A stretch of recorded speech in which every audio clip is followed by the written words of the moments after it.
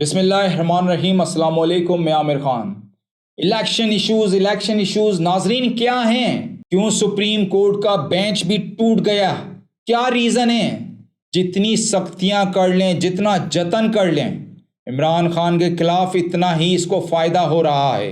Supreme court का bench टूटने पर पीटीआई वकील जफर अली की गुफ्तगू सुनते हैं और देखते हैं। नजर आ रही है सर, क्या उम्मीद नजर आ रही है सर? जी, उम्मीद तो ये है कि आज केस चलेगा।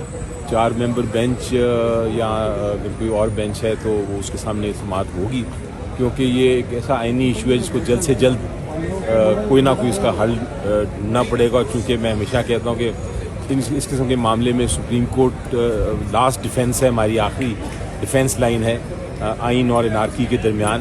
तो और लोग भी इंतज़ार कर रहे हैं, पूरी कौम इस केस को देख रही है। तो ये क्राइसिस ख़त्म करने के लिए जल्द फैसला। 1997 की तारीख तो नहीं दोहराई जा रही, उस वक्त भी ताड़र थे, अब भी ताड़र है।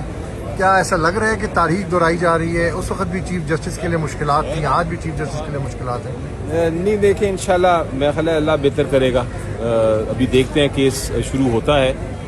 इस वक्त जो सबसे अहम चीज़ है वो ये है कि जो इमीडिएट इशू है क्राइसिस इलेक्शन का, वो उसको हम किसी तरह रिजॉल्व करें, उसका हल करें, उसका फाइनल फैसला हो। फिर आगे ये जो जजमेंट की गई है भाई, उसका क्या लीगल स्टेटस है? कौन सी जजमेंट जी? ये काजी ईसा वाली जजमेंट जो आई है 2 दिन पहले की बुनियाद पे।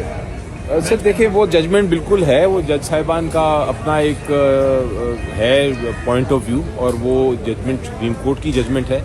उसको डील करने के लिए जो नॉर्मल एक कार्रवाई होती है कानूनी, वही अपनानी चाहिए, और फैसला होना चाहिए कि वो जजमेंट में जो लिखा है वो उसके ऊपर क्या अब अमल होना है, नहीं होना, किस तरह होना है। अगर अमल होना है तो ये चीज़ें इस सारे क्राइसिस के बाद भी आपको उम्मीद है सुप्रीम कोर्ट से?